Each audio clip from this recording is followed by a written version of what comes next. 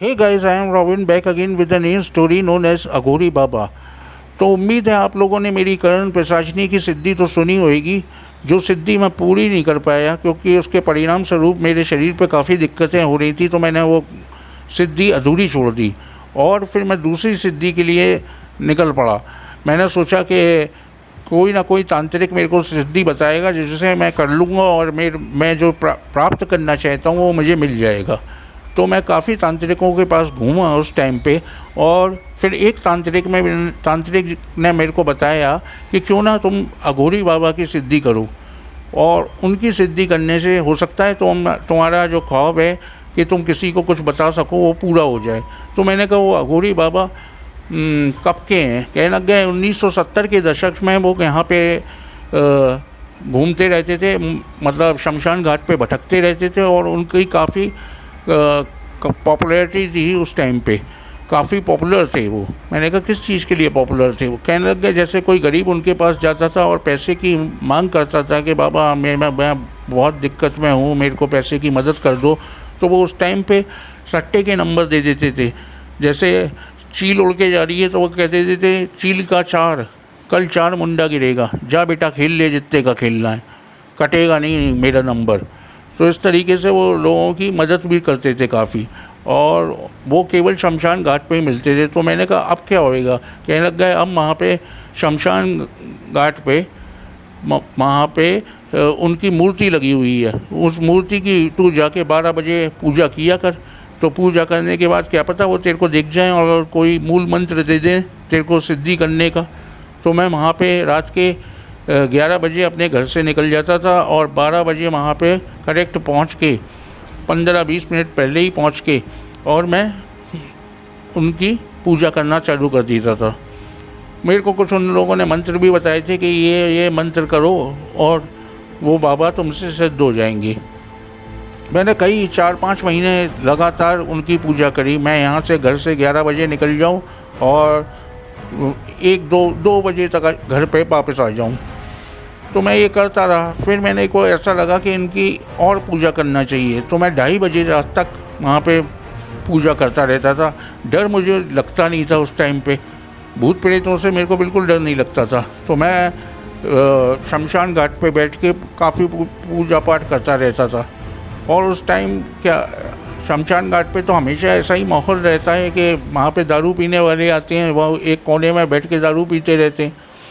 तो क्योंकि लोग समाज से छुप के भी दारू पीते थे उस टाइम पे, तो वो शमशान घाट ही पकड़ लेते थे कि वहाँ पे सेफ़ है, वहाँ पे कोई देखने वाला नहीं है। रात के 12 बजे के बाद कौन आ रहा है, कौन क्या कर रहा है, कोई ध्यान नहीं देता।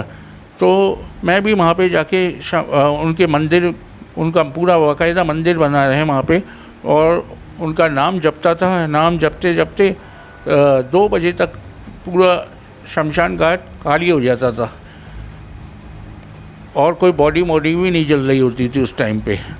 तो साहब एक दिन की बात मेरे को ऐसा लगा कि जैसे अघोरी बाबा मेरे सामने आ गए। तो मैंने उनको ध्यान से देखा पर वहाँ पे कुछ नहीं था। फिर मैं अपनी सिद्धि में दोबारा से लग गया। फिर मैंने काफ़ी देर तक, उस दिन मेरे को 2:45 बज गए थे, 2:45 बजे तक मैंने सिद्धि करी। तो मुझे लगा कि हाँ कोई है वहाँ पे। उनकी मूर्ति के आसपास मेरे को ऐसा लगा कि हाँ कोई अघोरी बाबा की महसूस हो रहे हैं। मैंने कहा एक काम करता हूँ, मैं और कुछ दिनों सिद्धि करता हूँ, हो सकता है सिद्ध हो जाए मुझसे। तो एक दिन काफ़ी पानी बरस रहा था वहाँ पे, और मैं तब भी वहाँ पे गया।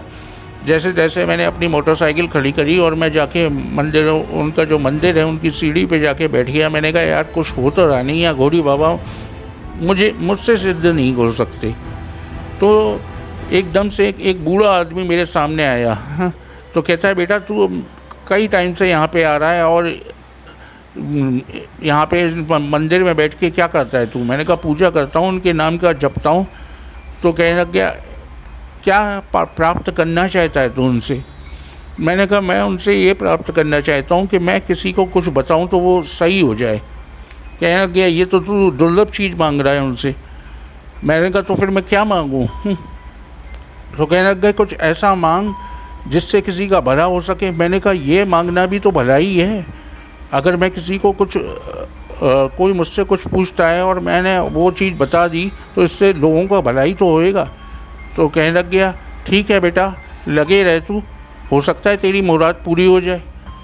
तो मैंने कहा, बाबा आप यहाँ पे डेली क्या करने आते हो जो आप मेरे को कुछ इतने टाइम से देख रहे हो? कहने लग गया वो बुज़ुर्ग आदमी मुझसे कहता है कि जिनको तू ढूंढ रहा है मैं वही तो हूँ। सो ही मैं उनके चरणों में गिर गया। मैंने कहा, बाबा मेरे को वरदान दे दो, कुछ ऐसा दे दो कि मैं दूसरों को जो बता सकूं वो मेरे को मिल जाए। तो कहने लग गया, ये ले, और उसने शमशान घाट की मिट्टी उठा के मेरे हाथ पे रख दी। कहने लग गया, जब तक ये मिट्टी इसको ले जा, अब जिस कमरे में तू सोता है उस कमरे में जाके रख ले अपने बेड के नीचे, और डेली उसी बेड पे सोइयो जहाँ पे तू सोता है, बस तेरे को सिद्धि प्राप्त हो जाएगी। मैं वहाँ से गाड़ी स्टार्ट करी, मैंने खुशी खुशी मैं घर पे लौट के आया। 2 बज रहे थे रात के। मैंने अपने कमरे में जिस बेड पे मैं सोता हूँ उसके नीचे वो राख रख दी। अब जब मैंने राख रख दी तो दूसरे दिन मेरे से अपने माता पिता की बात हुई। मैंने माता पिता को कुछ नहीं बताया कि मैं ऐसे ऐसे क्या कर रहा हूँ। उनको मालूम ही नहीं चलता था। मेरा कमरा बाहर की साइड है, मैं यहाँ से खोल के सीधे निकल जाता था और वापस लौट के आ जाता था। बाहर से लॉक लगाया और बाहर ही से लौट के आ गए, मतलब अंदर आ गए, किसी को मालूम ही नहीं चलता था। अब 1 2 3 दिन बीते, कोई लेडी आ रखी थी और वो लेडी उस टाइम पे प्रेग्नेंट थी। तो मेरी मम्मी ने ऐसे मेरे को बताया, तो मैंने छूटते उनसे कहा कि साहब इसके लड़का होएगा। अरे ये सुन के मेरी माताजी भी ताज्जुब कर गई कि इसके लड़का होएगा, तुझे कैसे मालूम? मैंने कहा ऐसे ही मेरे मन में आया तो मैंने कह दिया। कुछ लोग दोस्त मैंने दोस्तों को बताया कि कल सट्टे में ये नंबर गिरेगा, और साहब वो नंबर भी गिरा। अब तो दोस्त भी ताज्जुब के भाई तू बताता है तेरी बातें सही हो रही हैं, ऐसा तू क्या कर रहा है? मैंने कहा कुछ नहीं, मेरे मन में जो आता है मैं वो बोलता हूँ। तो सब लोग कहते हैं कुछ ना कुछ तो गड़बड़ है, नहीं तो तेरे को इतना तो पहले ज्ञान नहीं था जो तू आज ज्ञान बांट रहा है हम लोगों को। तेरी वाणी भी चेंज हो गई है, तो कुछ अलग ही हटके बातें करता है। तो ऐसा कई टाइम तक चलता रहा। लोग मुझसे सट्टे के नंबर आके पूछते, मैं बताता, कोई इधर उधर की बात पूछते, मैं बताता, साहब सब कुछ चलता रहा।